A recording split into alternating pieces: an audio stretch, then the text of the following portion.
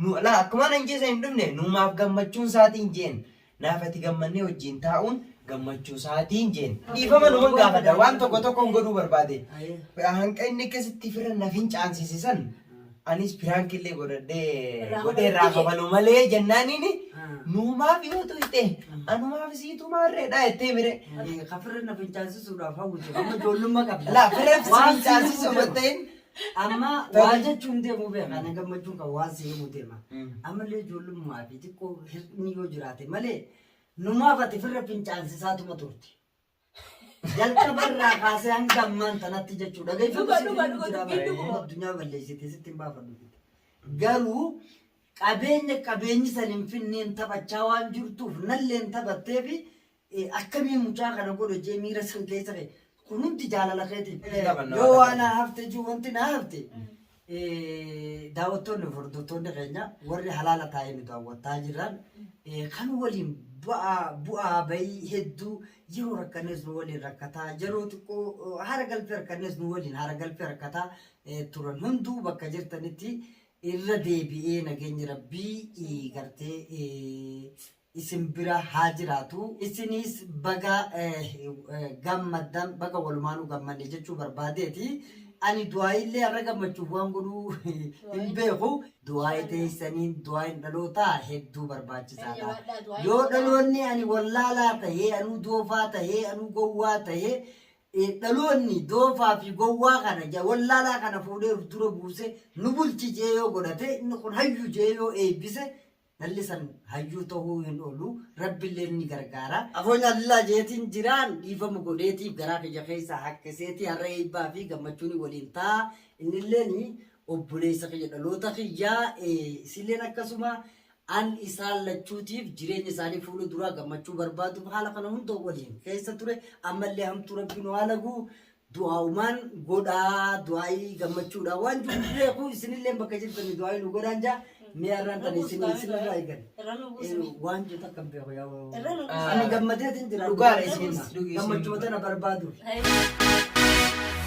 Assalaamu alaikum warahmatullahi wabarakatuh. Jirru daawwattoota fi hordoftoota keenya. Shama akkam jirtan bakkuma jirtan nageenyi rabbii isin bira haa jiraatu isiniin jecha. Egaa har'as deebinee jira. Maaliin deebitan jechuun keessan hin oolu. Nu har'aa gammachuun deebi'ee jira. Namaaf gammachuudha. Maaliifi namni waan itti faajje yeroo milkaa'ina harkattee ni gammada. Innis gammadeetiin jira. Ana qofaa miti isinis dadhabbi bu'aa bahii hunda keessatti yaadaaf yaaddu inni halaala taa'ee gartee taatee yookaan haala taa'aa jiru kana hunda nu waliin qooddachaa jiru yaadaanis gorsaan waa hundaan jirtan ka dhiphachaa jirtan hundi keessanuu dhalli Oromoodhaa addunyaarra jirtan bakkuma jirtan nageenya rabbii guddaa isin bira haa jiraatu naaf galatoomaa amtuu isinirraa qabu isiniin jaaladha akka nu jaalattanis abdiin qabaa jechuu barbaadeeti. Itti aansuudhaan haalota ta'ee fi rakkoo taate hunda keessa dabarre arrammoo guyyaan lakkuma guyyaan jijjiiramnis dhufuu danda'a. Guyyaan irraa nuuf gammachuudha. Gammachuu guddoodha jechuudha. Maaliif jennaani arafeenis haalota gartee duraan adeemsa keessa turu keessatti mata jabinaanis haa ta'u hubannoo dhabaanis haa ta'u fakkeenyaaf walumaa galattuu rifannoof yookaan namni miira biroo keessa galee wanti biroo namatti hasaasuunis haa galu taateewwan ta'e san keessa nu dhaga'uu diduudhaan haalan taane hunda keessa seennee hanga nutu harkaan walitti seennutti qadeemaa ture. Inshallah hubannoon gama rabbiitiinis ni jirti.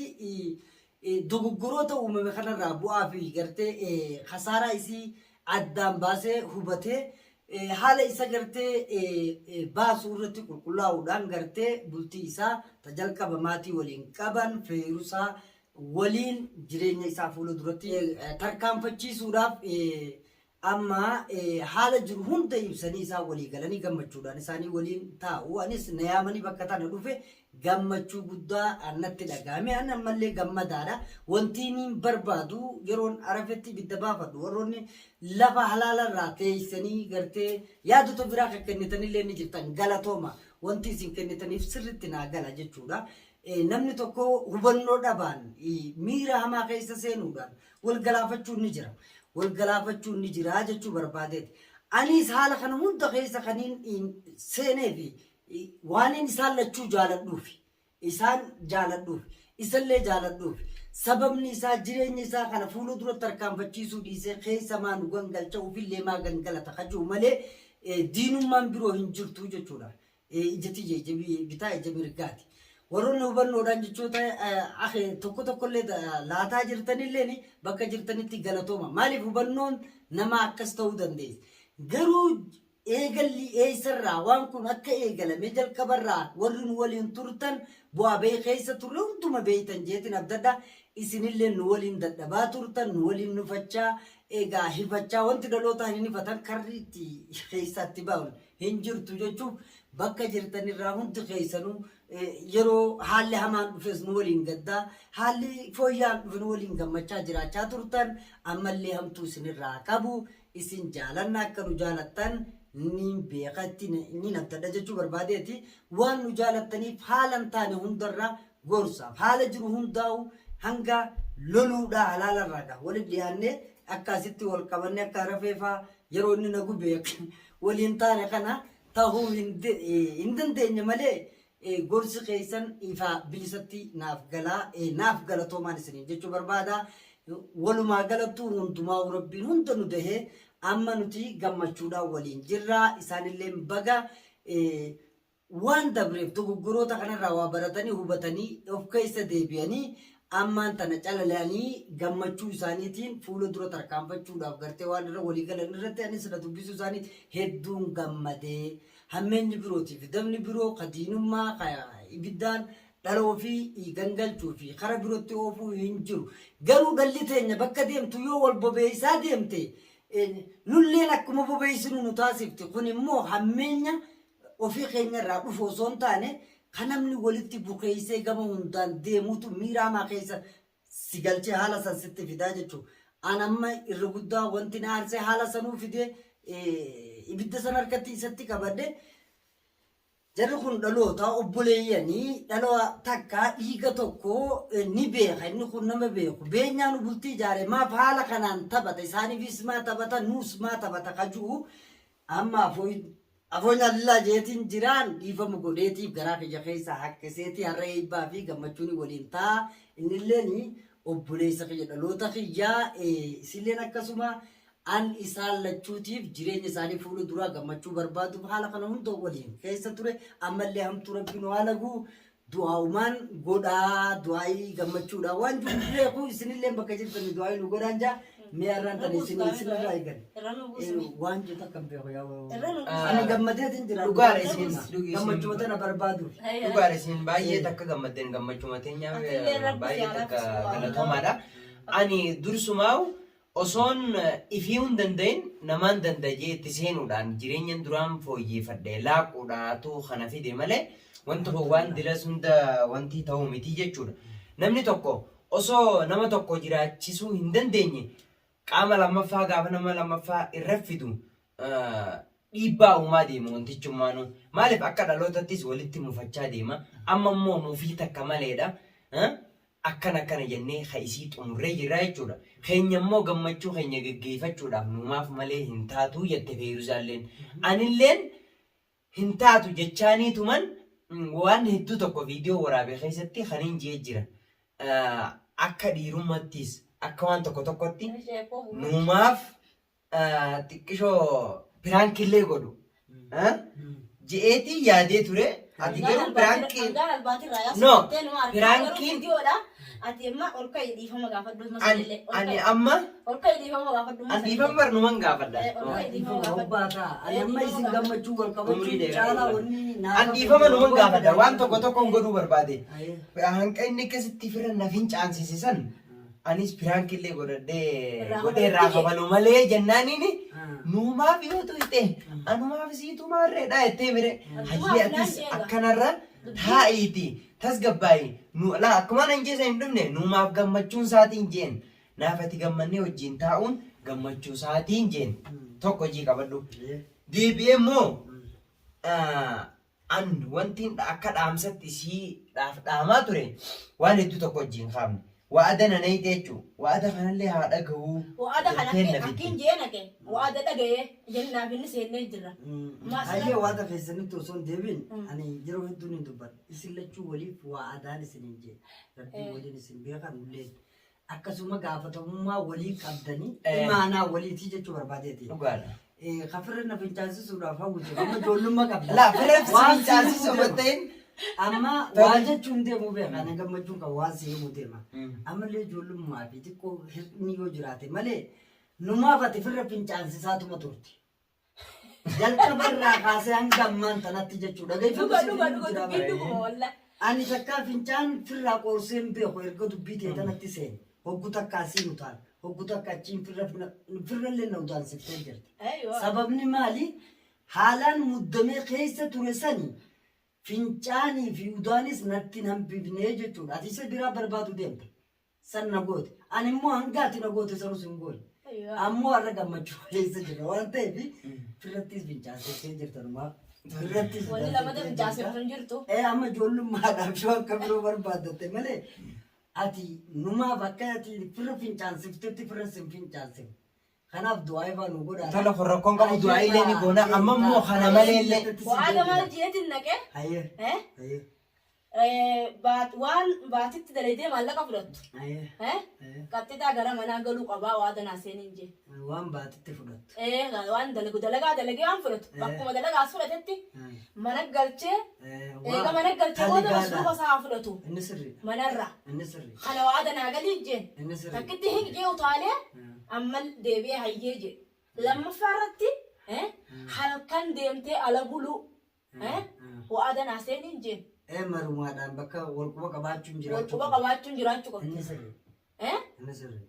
Sadaffaa irratti akkanuma bakkuma feete guyyaallee haa ta'u bakkuma feete deemuun hin jiru bakka dheen waliin deeyinaa yoo hatattamas qabde bakka dheete saniin narra bilbiltee bakka kanaattiin goreen ayyaadinii xiqqoo boodanii dhufaa jechuu.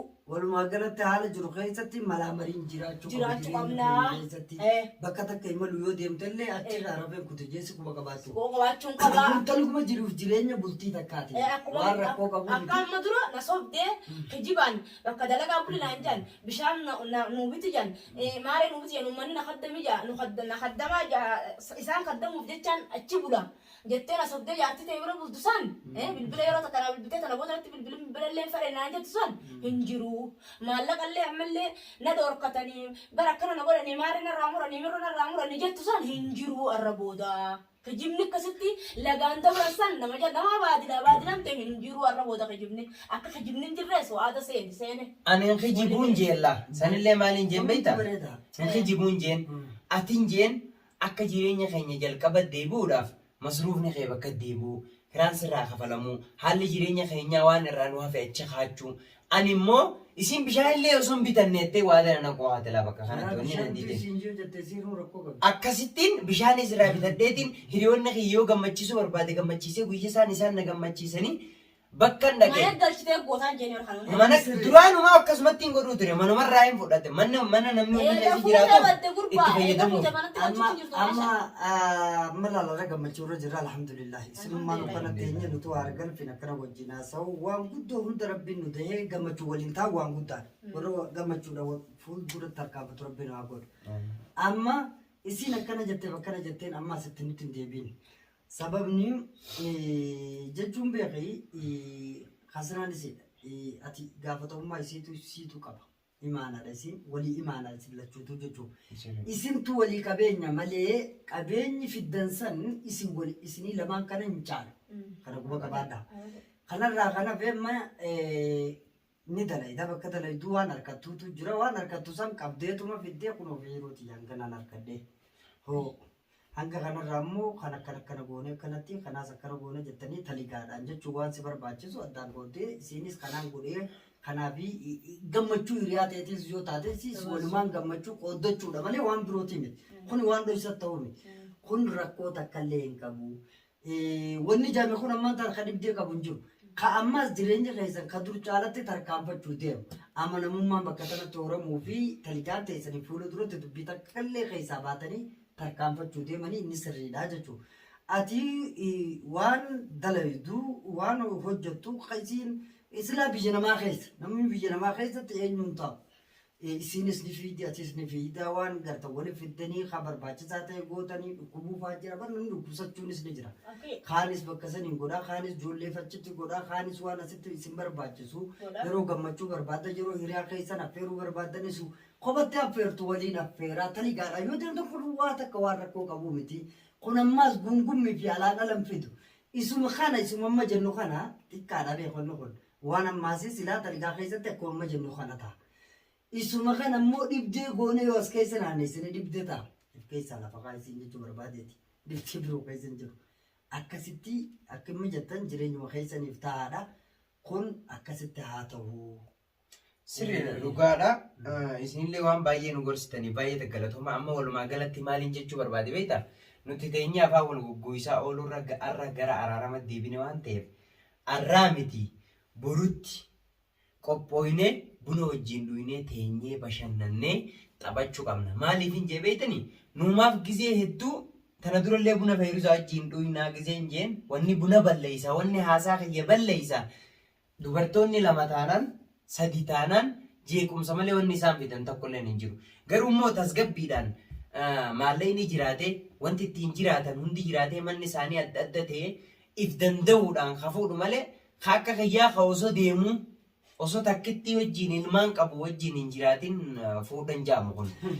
Dhiironni biraalleen hordoftoota nuumaaf jechuudha. Waan akka kiyyaa kan akka ittiin deebine. Maaliif dura of danda'anii namni akka kiyyaa fakkaataa akka kiyyaan dhabamu jechuudha. Waan akkanaa akkatti. Akka waan akkanaa kana ittiin deebine. Maaliif dogoggora akkanaa kana uumuun ibidda hin dhaamne jechuudha amma kun. Maaliif nuumaaf illee wanti na rakkisiise waan biraatii miti. Tokko waarkaa dhabuu kiyya lama dalagaa dhabuu kiyya laal waarkaa dhabuu fi dalagaa dhabuunis waan biraati beekadhu dhibdee biraati hofanii cabanii hafuu jechuudha deebi'anii dubbii dhaluu kan hundi wanti fida if danda'anii fuudhuu dhabuu jireenya ifiirratti ba'aa ta'uudha jechuudha kanaaf nuti wanti kana duraa'uu nu dhamaasee isinillee gowwaadhaa mucaan kunii waa takka hin beeku ni dhukkubsataa fanaan jedhan hordoftoonni. Atuma akkas ta'e ani takka akka irratti haasee hin beeku. Maaliif? Wanti baalagummaa fida namni kun safuu fi aadaa fi wallaalee osoo hin taane jireenya kun takka takka keessaa si baasa. Jireenya keessaa si baasa waan haasoftu waan dhiitullee hin beektu. Wanti kana hunda nu godhe tokko hin danda'anii. Ati duraan nagaa jiraachuu dhuguma. Naaf ati duraan nagaa jiraachuu ture. An mataan kiyya nagaanin nama haasee walii galchuu ture. Amma immoo nama sana haasa'u nama wal haasee waliin nagalchuu hin dhabe. Namni hundi na dheeyisee jechuudha. Kan abbaa jaartii lama fuudhee irraa dhiise. Keessattuu jimee jireenya nama keessatti. Amma namoonni hedduuni. Alhamdulillah. Ani har'a gammachuuti akkaan itti hin qabu. Namoonni hedduun maal jedhanii kophaa dadhabuu miti maaliifi nama biroollee barbaade jala. Namni isaan dhuma kajaartii takka qabu akka arabeen lama godhatte yeedhalaa ittiin dhiyaattu. Hin hubanne wanti rakkoo nu naqee kan bira jiruuhu tokko tokko nu luuqaa qote. Kaanis fiilootu namni jiru. Ani amma waan dubbachuu barbaadu. Rabbiin nama jiru nu haa godhu. Namni jiru rabbiin nama jiru nu haa godhu. Nama wal qabachuullee danda'u. Haaluma hunda keessattullee wanni feetoo dhuftillee wal qabatee wal danda'u rabbiin haa godhu. Barinni amma rakkoon mee dubbisee afaanii qabe inni mareefuun tana bakka isaatti hiyuu cebboo kaafatee jiraame nuumaaf albaatii hangi inni shubutii na qabisa albaatii rayaasaa jeemire bakka isaan keessatti awwaniin ol qeeloleef maaliif isa kanaas si malees namuun qabna. Anas si malees namuun qabna. Rabbi malee inni ma kana irraanfateeti hanguma xiqqa keessa naa utaalee ka'e. Inni rakkoon keessa waliin ture kana. Irraanfate.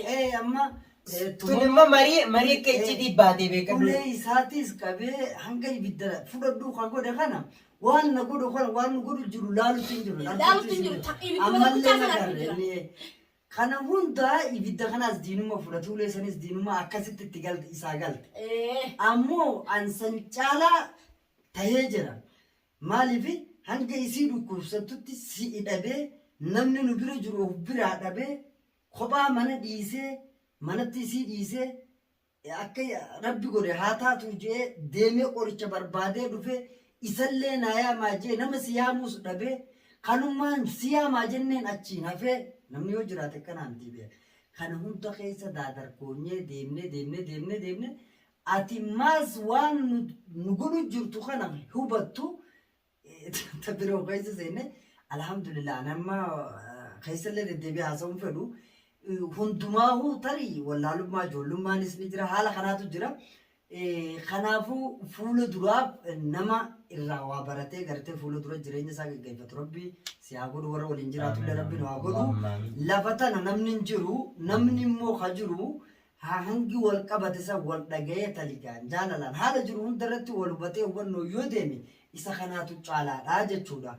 Namoonni as keessa hin jirre rakkoon lafa tanaa rakkoo gurguddoodha rakkoota amma yeroon tana qofa keessa deemu utungaa qaama na godhatte walis seennee keessa deemu jirra malee rakkoon lafa nuti keessa jiru rakkoo laaftee miti dhukkubni si hamaadha. Inumaa dubbachuu fi keessa deemu kun nama rakkisaa beekaa. Ani tanaas ni harkaa beeka.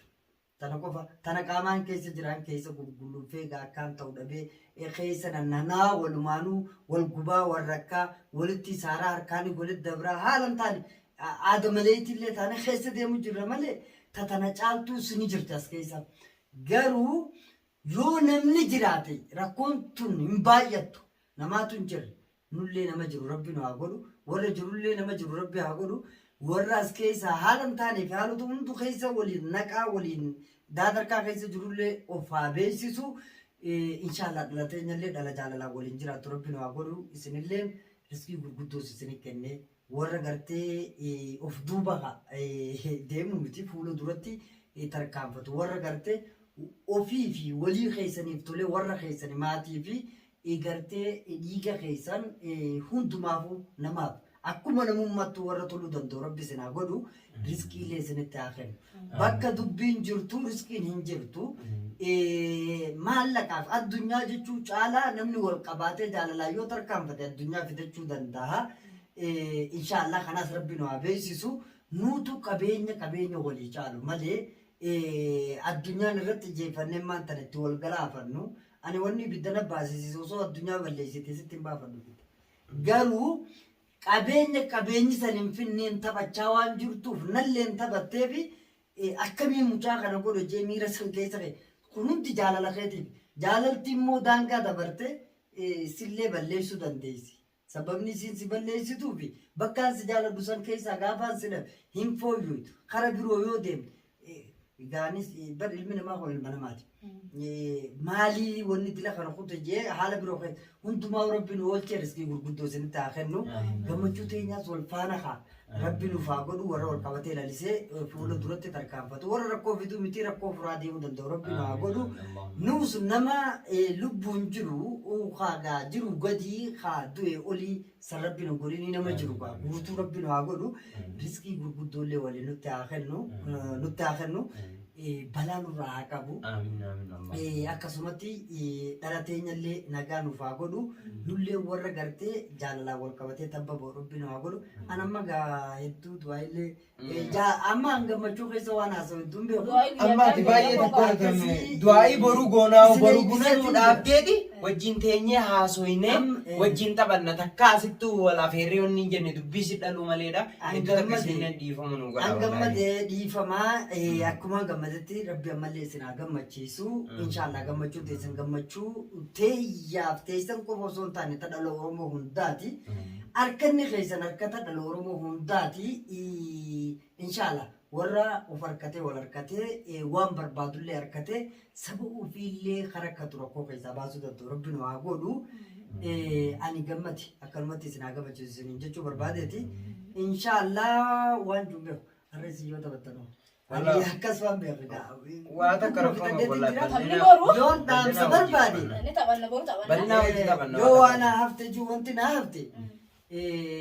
Daawwattoonni hordoftoonni keenya warri halaala taa'ee nu daawwataa jiran kan waliin bu'aa bahii hedduu yeroo rakkannees nu waliin rakkataa yeroo xiqqoo haara galfee rakkannees nu waliin haara galfee rakkataa turan hunduu bakka jirtanitti irra deebi'ee nageenyi rabbii gartee isin bira haa jiraatu gartee tekni rabbii bakka jirtanitti isin bira haa jiraatu wantu isinirraa haa qabu isinis baga gammaddan baga walumaanuu gammanne jechuu barbaadeeti ani du'aayillee har'a gammachuuf waan godhuu hin beeku isinillee bakka jirtanii du'aayin dhaloota barbaachisaadha waa hunda keessatti murteessan du'aayi dhalootaati du'aayi nu godhuuf hin dagatinaadha nulleen asii isin eebbifna inshaallah wanni isin barbaadan gammachuu teenya gammachuu wal faana rabbi gartee nuuf haa godhu haaluma jiru hunda keessatti riskii gurguddoos rabbi nuuf haa kennu dhalaan dhala wal qabattee jaalalaan gammachuu waliin tarkaanfattu rabbi nu haa taasisu amma kanaa hafe yeroo warraan tanaa ani gammachuu guddoo waan hin qabu du'aa hedduu godhuun beeku du'aa teessantu nu hafe du'aaidhaan akka nun daganne isiniin jechuu barbaadeeti inshaallah maal jechuu na harkaa hubataa jira akkasii isiniin jaaladha akka nu jaalattan abdiin qabaa du'aa teessaniin du'aan dhalootaa hedduu barbaachisaadha yoo dhaloonni ani wallaalaa tahee anuu doofaa tahee anuu gowwaa tahee dhaloonni doofaa fi gowwaa kana wallaalaa kana fuudhee dura buuse nu bulchi jee yoo godhate inni kun hayyuu jee yoo eebbise dhallisan hayyuu ta'uu hin oolu rabbillee ni gargaara maaliif hafuura dhaloota santuutu waliin jira waan ta'eef jechuu barbaadeeti inshaallah eebba jechuu du'aa isaaniiti rabbiin ni tahaa jechuu inni tahaa fi kanaaf eebbateessaniin nun dagatinaadha isinilleen hedduu nu fokkolchaadha warri gartee haala hunda miira keessa seenessi dhalootummaa fi akka hin feene yeroo dhalateessan irratti agartan gaddus ni jira rifatus ni jira aarus ni jira hundumti keessanuu baga waliin gammanne baga gammaddan eebbateessaniin du'aa teessaniin du'aan dhaloota nuuf barbaachisaadha akka nurraa hin qusanne isinitti dhaammadha ani nagaan nu turan deeraddeetti siyaa umri isinaa deddeeressu isinii shaashaa warra gartee wal qabatee waliin deemu isinaa godhu mee ani hanga nu tanaa ala inshaallah boruu bal'inaa walitti gammachuudhaan nagayni simbiraa jiraatu isin jennaa gaa du'aayi nu godha isin jenna walumaan tinni du'aayi goona jajjabaadhaadha isaanuu akka gammaddee haasoo jirtu maashaallah tabaarakallaa kanaafuu an dogoggora akkan ta'eef baay'ee takkan fi muufachuu jira waa takka rakkoon qabu bal'inaa teenyee boru wajjin haasoynee bashannannee taphannee bunnaa shaayii jennan isiniin jaa hordoftoota keenya warri nu arrabsaa turtanillee dhiifama nu godhaa isiniin jenna warri akkasuma amma ana baay'ee nama muufatu jiranii amma laal ati mallee ijoollummaa takka ni qabda arraba wanni jamuun jiru fakkeenyaaf wanti kun sirrii miti ati nama akkanaatii miti dhaabbadhu yoo siin jee namni sanii si qaceelchutti jira malee arrabaa miti garuu isa inni siin juusan irraan tarkaanfatte yoo deemte namtichi waan si jaalatuuf waan si fedhuuf waan bakka saniin sin feeneef sakun nama akkamii maali namni kanaa gowwaan siinis ni jaa jechuudha kana jechuun ati arrabatti fudhachuu osoo hin taane maaliif bakka silaa nuti isaan hin feene san keessaa ho'aa dhaabbata aarii waan si jaalatuuf qabaaf jee dhalli teenyaamtu rabbirraa haa qabu nu eebbisaa jennaani keessa deddeebi'u hedduun nu barbaachisu inshaallah warra gammachuudhaan walitti deebus rabbi nu haa godhu hamtuu rabbi nurraa haa ta'u warri dhaloota keenya bakka hundatti deemee kara wal hammeessu ani waa hedduu gaa sammuutii jetana keessattis kaniin dhagoo kaniin arkuu kana gaddisiisu hedduu jira kanallee dhaamsuu danda'u rabbi nu haa godhu dhalateenya tana addunyaarra jirtu bakka jirtutti walin roorrisuu walti rakkuu fi kana osoo hin taane warra gartee jaalala walii qaceelee taligaadhaan malaa mariidhaan waliin tarkaanfachuu danda'u rabbi nu haa godhu anarra wanni hin barbaadu du'aa teessanii eebba teessanii nun dagatinaadha bakka jirtanii tamtu isinirraa qabu awwaan isinin juun beeku taanta anta gadden isintu beeka jechuullee dandeessanii naa jiraadhaan isinin jaa isin samtu isinirraa qabu nagatti isinin jenna خلاص ويانا قارب لنا هذه